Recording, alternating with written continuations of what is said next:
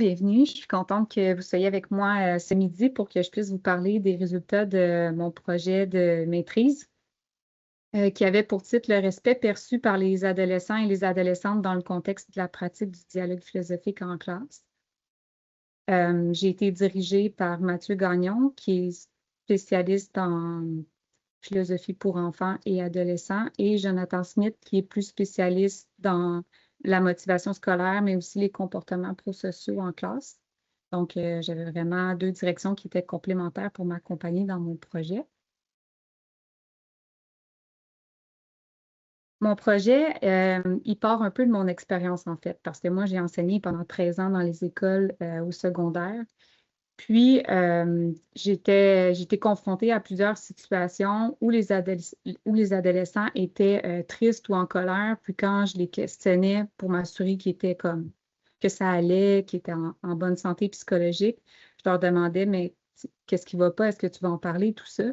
Puis, ce qui revenait vraiment, vraiment souvent comme réponse, c'était ça ne va pas parce qu'on m'a manqué de respect. Donc, c'est vraiment une réponse qui se présentait souvent à moi dans le contexte de la classe. Pas nécessairement dans ma classe, mais quand les élèves arrivaient, par exemple, du corridor ou d'autres cours, tout ça, c'était quand même assez fréquent. Donc, ça m'a amené à une hypothèse de départ qui est celle que vous voyez au centre. Les adolescents et les adolescentes ne se sentent peut-être pas respectés dans la classe. Donc, la première chose que j'ai dû faire, c'est de faire une recension des écrits pour aller voir, est-ce que ça a été documenté? Est-ce qu'on sait si les ados se sentent respectés ou non dans leur classe? Donc, la première chose que j'ai été voir, c'est les documents du ministère de l'Éducation, puis les rapports qui sont faits par le ministère de l'Éducation ou les gouvernements du Québec et du Canada. Après ça, j'ai été voir les études scientifiques qui ont été menées qui portaient sur le respect en contexte scolaire. Puis, j'ai été voir aussi les études qui concernent la pratique du dialogue philosophique. Je vous expliquerai pourquoi un petit peu plus loin. Donc, en premier, j'ai été consulter différents documents du ministère de l'Éducation. Donc, la mission du ministère, c'est d'offrir, une partie là, de sa mission, c'est d'offrir des milieux qui sont respectueux. Donc, c'est vraiment écrit comme ça, tel quel. Il y a l'article 18.1 de la LIP aussi qui précise que les adultes, en fait, tous les membres du personnel de l'école et les élèves doivent faire preuve de civisme et de respect. Et dans le programme CCQ, on veut vraiment que les élèves développent leur habileté à entretenir des interactions qui sont respectueuses. Donc, ça, c'est bien beau, sauf que ça nous restait on restait un peu sur notre faim parce que, en fait, c'est que quand on lit les documents du gouvernement, on se demande, on se pose toujours la question, OK, mais ça veut dire quoi des milieux respectueux, puis ça veut dire quoi faire preuve de respect, puis c'est quoi des interactions respectueuses? Donc, à partir de là, j'ai été voir les études qui ont été faites sur le respect en contexte scolaire. Là, je suis tombée un peu en bas de ma chaise parce qu'il n'y en avait pas en contexte scolaire québécois. Donc, c'est sûr que l'idéal, ça a été de pouvoir me baser sur des études qui ont été faites ici au Québec sur le concept de respect. Mais en fait, ce que je me suis rendu compte, c'est le concept de respect comme objet de recherche principal. Il a été très, très, très, très, très peu étudié. Vraiment, là, ça a été très difficile pour moi de trouver des modèles théoriques, tout ça. Donc, ce que j'ai trouvé, c'est que quand il y a un manque de respect en contexte scolaire, les études, ce qu'elles nous disent, c'est qu'il peut y avoir du mépris face aux pairs, mais aussi face aux personnes enseignantes. Il peut avoir de l'hostilité. Les ados aussi vont devenir particulièrement méfiants vis-à-vis des personnes en autorité dans l'école parce qu'ils vont se demander si, par exemple, les règles scolaires sont là vraiment pour assurer leur bien-être ou s'ils sont juste là pour assurer la bonne réputation de l'école. Donc, ils deviennent un peu méfiants par rapport à l'autorité, aux règles, tout ça. Puis, quand il y a présence de respect, là, ça a été documenté par des études empiriques. On voit que ça peut favoriser l'estime de soi des élèves dans la classe, ça peut augmenter leurs compétences sociales et on va voir que les élèves vont s'engager dans des comportements qu'on appelle qui sont prosociaux dans le groupe classe. Donc, ils vont être plus portés à s'engager envers leur père avec des comportements qu'on pourrait juger comme étant respectueux.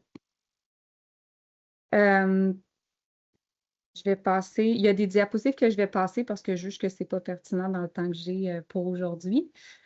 Ensuite de ça, ce que j'ai fait, c'est que j'ai été voir les études qui concernaient la pratique du dialogue philosophique. Pourquoi? Parce que c'est un contexte, une approche que je connais bien, un dispositif que je connais bien. Et je me suis dit, je pense que ça pourrait être un contexte quand on pratique le dialogue philosophique dans lequel les élèves se sentent respectés. J'ai été consulter les études, il n'y avait rien par rapport au respect en soi, encore là, mais on peut lire dans les études que la pratique du dialogue philosophique, c'est un contexte propice au vivre ensemble, à la paix, un outil pour prévenir la violence, que ça permet le développement d'un sens moral et que ça permet de développer des habiletés sociales et affectives. Donc, je me suis dit, ça risque d'être un bon contexte pour pouvoir observer des éléments qu'on pourrait lier au respect.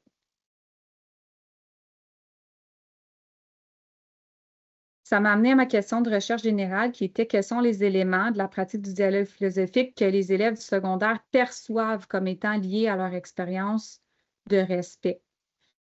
Donc, c'était un peu d'essayer de décortiquer le respect en plusieurs éléments. Si j'avais à décortiquer le respect en plusieurs éléments, bien, ce serait quoi ces éléments-là que les élèves perçoivent dans la classe? J'ai trouvé 2 modèles intéressants dans la littérature scientifique pour pouvoir me pister sur ces éléments-là. Puis j'ai été voir ceux issus des recherches dans la pratique du dialogue philosophique aussi. Il y a le modèle à double voix, le modèle du respect à double voix du Haut et Al, que j'ai utilisé pour dégager les 2 grandes dimensions du respect. Donc, la première grande dimension, c'est le statut social. Donc, plus un élève sent qu'il y a de la valeur comme individu dans le groupe, plus il y a de chances de se sentir respecté. Et la deuxième grande dimension, ce serait l'inclusion sociale. Donc, plus l'élève ou l'individu se sent inclus dans le groupe, plus il y a de chances qu'il se sente respecté. Donc, ça, c'est vraiment 2 grandes dimensions. Sauf que je me posais encore la question, mais est-ce qu'on parle toujours d'un respect ou il y en a plusieurs? Donc, c'est là que ça m'a amené au modèle pyramidal de Nazi. Et Nazi, lui, en fait, dans son modèle pyramidal, il a fait une étude empirique, puis il a dégagé 4 types de respect. Donc, ces 4 types de respect-là, ils ont des critères. Je me reprends. Donc, il y a 4 critères que Nazi utilise, qui est la condition, la motivation, l'effort, la sensibilité. Et ces 4 critères-là, s'ils sont très présents ou peu présents, nous permettent de déterminer si on est plus dans un respect utilitaire qu'un respect, par exemple, de considération ou un respect mutuel. Donc, nous, ce qu'on a fait, c'est qu'on a déconstruit un peu cette forme-là en pyramide. Je n'ai pas le temps d'expliquer les raisons, là, pourquoi, mais on a remis ces différents types de respect-là plus sous la forme d'un tableau avec une description brève, puis les critères qui sont associés à côté. Donc, pour faire ça court, un respect utilitaire, c'est un respect vraiment que l'élève reconnaît les ne pas, là, ne pas faire ci, ne pas faire ça, ne pas couper la parole, ne pas frapper un autre élève dans la classe. Donc, il reconnaît tous ces ne pas-là qui sont liés aux normes sociales, puis il va vraiment appliquer le respect comme une règle. Puis en fait, ce respect-là, il est conditionné par la peur principalement. Donc, l'élève va respecter les règles par peur de la conséquence qui pourrait survenir. Donc, une conséquence, ça peut être dans le cadre de la classe, un avertissement verbal, l'expulsion, la sortie de classe, ça peut être un appel aux parents. Donc, un élève qui fait preuve de respect utilitaire, dans le fond, il fait preuve de respect juste pour éviter les conséquences.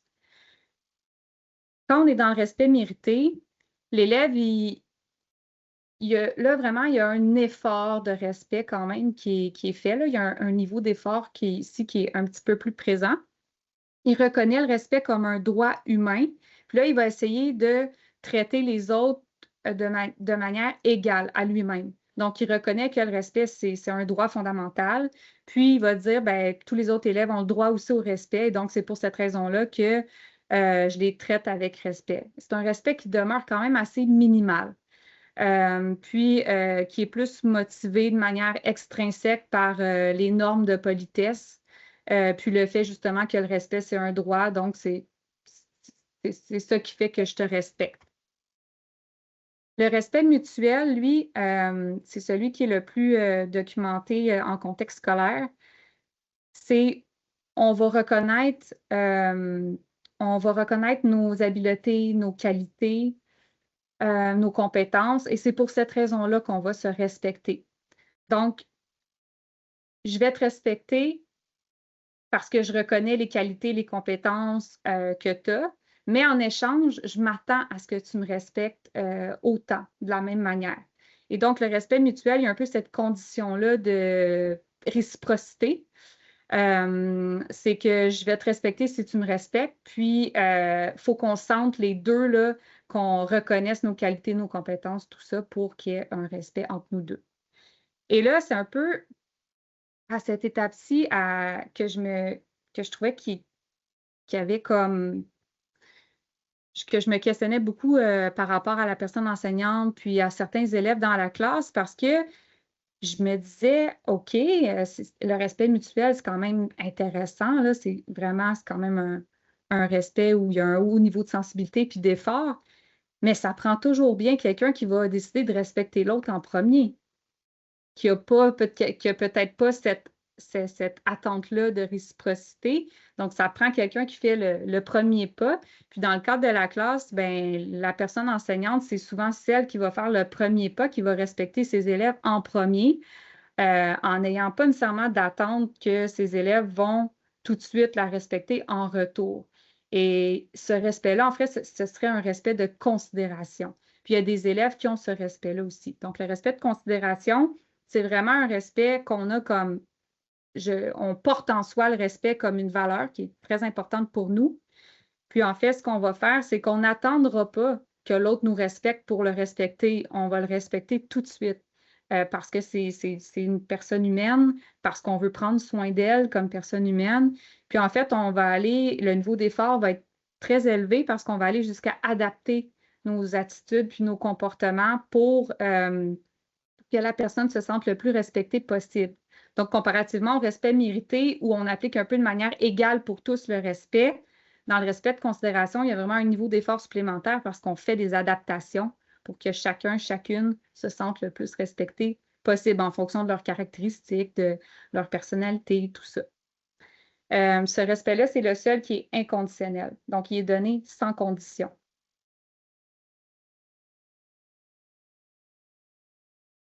Continue.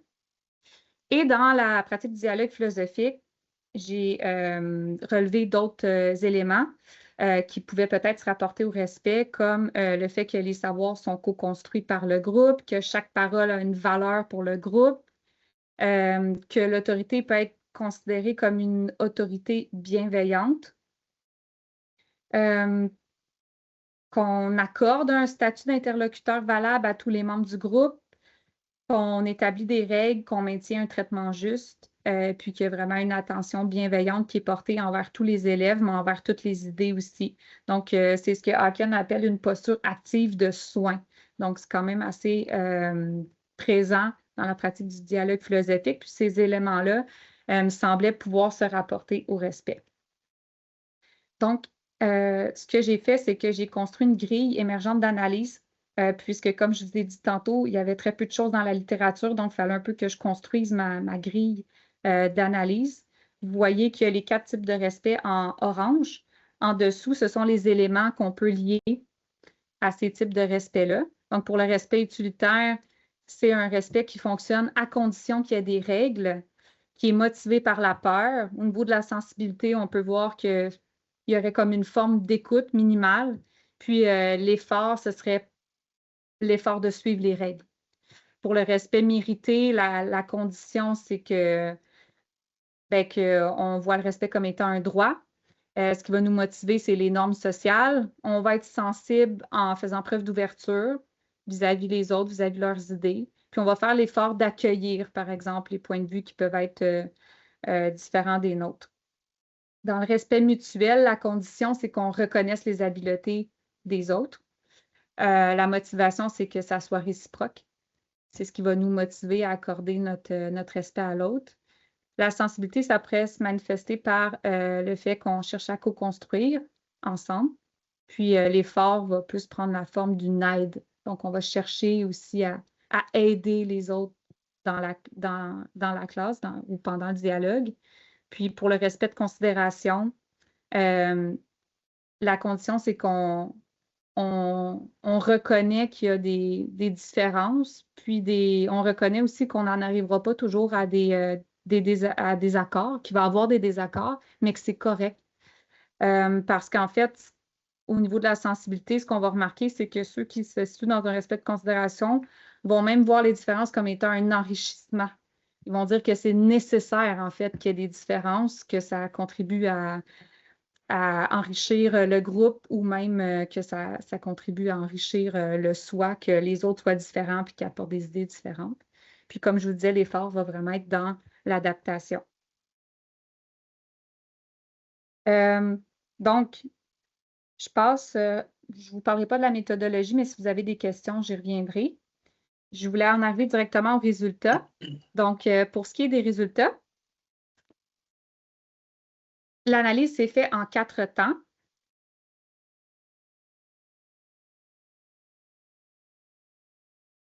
Est-ce que je pourrais vous présenter les verbatims qui représentaient bien chacun des types de respect. Donc, pour le respect utilitaire, on avait des verbatims de ce genre-là. Le prof a du pouvoir, soi-disant. Le prof peut décider si on doit. Le prof peut tout simplement nous sortir de classe, peut tout simplement nous parler après le cours, faire un suivi, et aucun élève ne veut réellement ça. Donc, c'est pour ça qu'on préfère faire tout dans le respect. Donc, je respecte, mais parce que j'ai peur de la conséquence. Après ça, un autre exemple de verbatim pour le respect mérité. Ben, je respecte les autres parce que c'est ça qui est politically correct. C'est un droit, puis je reconnais que c'est un droit humain, puis c'est ça qui est politiquement correct de respecter les autres. Respect mutuel, mon enseignante, je pense qu'elle fait du mieux qu'elle peut à chaque jour pour faire son travail, pour nous aider, pour nous éduquer. Je pense que le moins qu'on peut faire, c'est vraiment de lui montrer le même respect qu'elle nous montre. Personnellement, je n'ai jamais eu d'enseignante, par exemple, en ECR, qui a dit quelque chose de mal ou qui n'a pas respecté mon point de vue ou ma prise de parole. Moi aussi, je veux lui montrer du respect. Donc, on voit vraiment ici la réciprocité. Puis l'autre, tout le monde regarde la personne qui parle. L'élève est en train de parler de ses pairs. Tout le monde écoute. Tout le monde répond. Construit avec les autres. C'était beau à voir. Donc, ici, encore là, un peu l'élément de réciprocité qui est présent. Et dans le respect de considération des verbatims qui ressemblent plus à ceux-là. Donc, c'est sûr que si tu es dans un dialogue et tout ce que tu fais, c'est écouter, au moins, tu sais, aie une pensée pour toi-même. Tu sais, toi envers toi-même. Fais ton cheminement pour au moins retirer quelque chose de ça. Je pense que c'est important. Un autre élève qui dit le prendre en compte, pas nécessairement, mais juste être ouvert à ce qu'il y ait des différences et que les autres puissent penser d'autres choses qui, pour nous, ne font pas vraiment de sens et d'accepter que ça peut exister.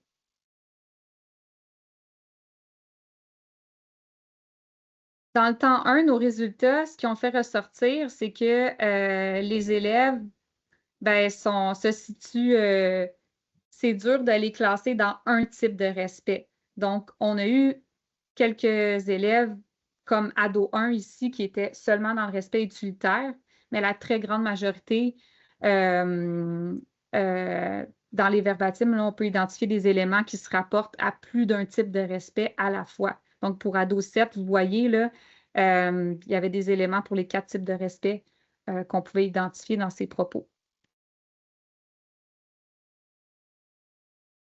Dans notre temps 2, ce qui est ressorti, c'est qu'il y a eu 4 éléments qui étaient beaucoup plus perçus que les autres par les ados. Donc, le premier qui était un élément qui était vraiment perçu, c'était l'écoute. Donc, il associait beaucoup le respect à l'écoute. Un autre élément, les habiletés intellectuelles. Et là, j'attire votre attention sur cet élément-là parce que ça a été quand même un résultat surprenant parce qu'en fait, ce qu'ils disaient, les ados, c'est que les habiletés intellectuelles étaient vraiment la condition, c'est ce qui conditionnait le respect mutuel. Donc, je te respecte parce que je reconnais que tu as les mêmes habiletés intellectuelles que moi ou qu'on a des habiletés intellectuelles qui peuvent être complémentaires, par exemple. Donc, donc je reconnais que tu as des habiletés comme l'habileté à reformuler, l'habileté à donner un exemple, l'habileté à donner une raison. Donc, ils ont toutes nommé ces habiletés-là aussi dans leurs propos. Puis pour eux, c'est vraiment la condition au respect mutuel dans la classe, c'est de reconnaître que les pairs ont ces habiletés intellectuelles-là.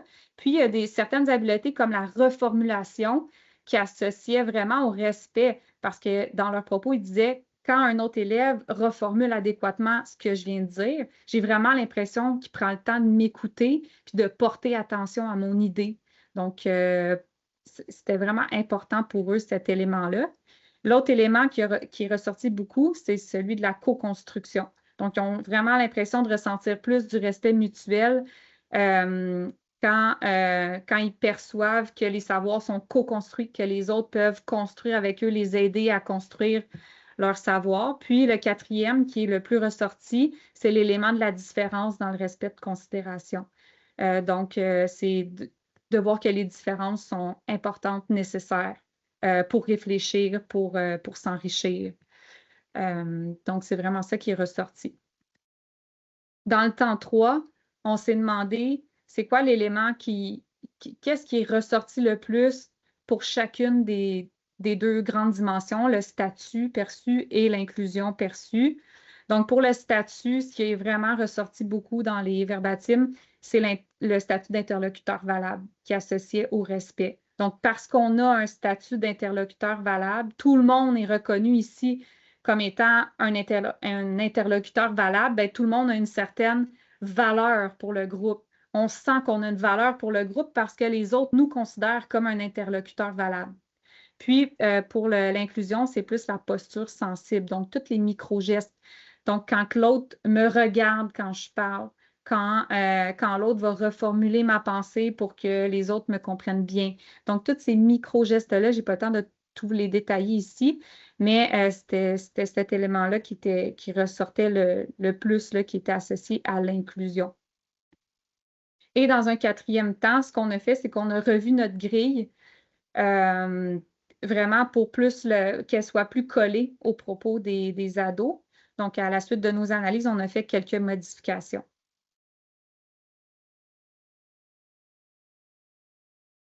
Bon, pour ce qui est de la discussion, ben, on reste avec plusieurs hypothèses là, à la suite de nos résultats. Donc, par rapport au statut d'interlocuteur valable, ce qui est ressorti, c'est que oui, ils nomment beaucoup, ils perçoivent qu'il y a un statut d'interlocuteur valable qui est accordé à tous. Par contre, on lit aussi dans les propos qu'il y a des étiquettes sociales qui persistent. Donc, le clown de la classe, la fille timide. Donc, il y a vraiment beaucoup d'étiquettes comme ça qui sont conservées. Donc, deux hypothèses. Il pourrait peut-être y avoir plusieurs niveaux d'interlocuteurs valables quand les élèves pratiquent le dialogue ou même au sein de la classe. Donc, peut-être que certains, oui, ils se considèrent comme des interlocuteurs valables, mais est-ce qu'il y en a qui sont plus valables que d'autres? Donc, ça, c'est comme une hypothèse. Et la deuxième, il y aurait peut-être une reconfiguration temporaire de ce statut-là où les élèves se retrouvent à être des interlocuteurs valables quand ils pratiquent le dialogue philo, mais quand on sort de ce contexte-là, soit dans la classe ou dans d'autres cours, on perd ce statut-là. Pour l'inclusion, ils perçoivent l'inclusion, mais ils perçoivent aussi des manques d'écoute et d'ouverture à certains moments. Donc, l'hypothèse 1, c'est que la PDP, elle offre un cadre favorable à l'inclusion, mais peut-être qu'elle ne garantit pas toujours, qu'elle ne garantit pas toujours l'inclusion. Il faudrait voir. Puis, la deuxième hypothèse, c'est que l'inclusion pourrait beaucoup dépendre des règles établies, de l'autorité de la personne enseignante, puis du rôle de l'élève président qui donne les droits de parole. Une autre hypothèse, c'est que à la suite de l'analyse de nos résultats, c'est que les respects semblent pouvoir être emboîtés un peu à la manière des poupées russes. Donc, même si les respects utilitaires et mérités, là, ce n'est pas vraiment les types de respects qui sont visés par la pratique du dialogue philosophique, puis ce ne sont pas les types de respects qu'on souhaite non plus vraiment là, pour la classe, ils pourraient quand même demeurer nécessaires à la construction ou à l'apprentissage des autres types de respects, les respects mutuels et de considération. Donc, on a même fait l'hypothèse que peut-être que pour arriver à un respect mutuel ou considération, ça pourrait être peut-être des passages obligés de passer par le respect utilitaire, ensuite de ça, le respect mérité, puis pour aller vers un respect mutuel et de considération. L'autre hypothèse aussi, c'est qu'on pense par rapport aux 4 éléments qui sont plus ressortis, qui étaient l'écoute, les habiletés intellectuelles, la co-construction, puis les différences. C'est beaucoup lié à la dimension rationnelle du respect. Puis on pense que ça pourrait être dû au fait que les pratiques y axent davantage sur cette dimension rationnelle-là.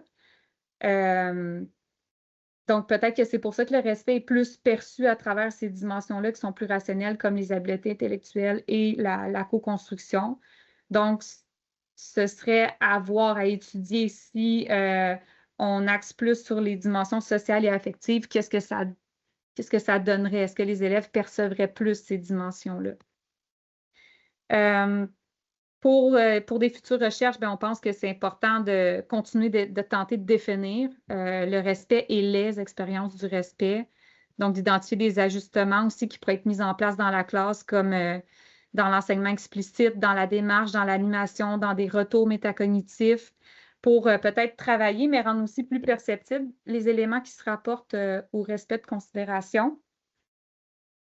Puis pour nous, l'enseignement explicite, ça semble être une piste quand même assez intéressante. Donc, on pense que oui, il faudrait prendre le temps d'enseigner explicitement c'est quoi les éléments qui se rapportent aux différents types de respect, puis les faire voir aux élèves, puis leur dire, leur communiquer nos attentes en lien avec ces éléments-là qui se rapportent au respect.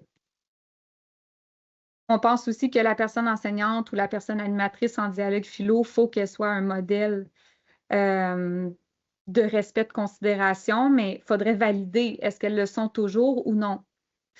Et on pense qu'il faudrait voir aussi si la conception du care qu'a la personne enseignante peut empêcher ou faciliter l'apprentissage du respect de considération dans la classe, parce que le respect de considération, il y a un élément de soin qui est très important à l'intérieur. Donc, est-ce que si la personne enseignante, sa conception du soin, est-ce que ça pourrait influencer le respect qui est perçu dans sa classe? Il faudrait voir. Puis on reste avec des questions. Pourquoi que les élèves n'ont pas la perception que l'attitude de respect qui est adoptée pendant la pratique du dialogue philosophique n'est pas présente dans leur vie de tous les jours? Donc ça, ils nous disaient ça souvent en entretien. Quand on pratique le dialogue philo, le respect est très, très présent, mais quand je sors dans le corridor, c'est plus le même type de respect. Est-ce qu'un enseignement explicite là, pourrait être vraiment utile à l'apprentissage du respect? Est-ce qu'on devrait prendre davantage en compte les émotions, la bienveillance et le soin dans la classe, puis dans la construction des savoirs, dans la pratique du dialogue philo? Est-ce que les élèves qui pratiquent le dialogue philo dans d'autres cultures où le savoir est considéré comme sacré et détenu par des figures d'autorité, est-ce qu'ils vont accorder le même respect à la contribution individuelle de leur père? Ce serait à voir aussi. Puis, est-ce qu'il y a des liens entre les autorités, parce qu'il y a différents types d'autorités, et les types de respect perçus? Donc, ça aussi, ça serait une piste pour des futures recherches.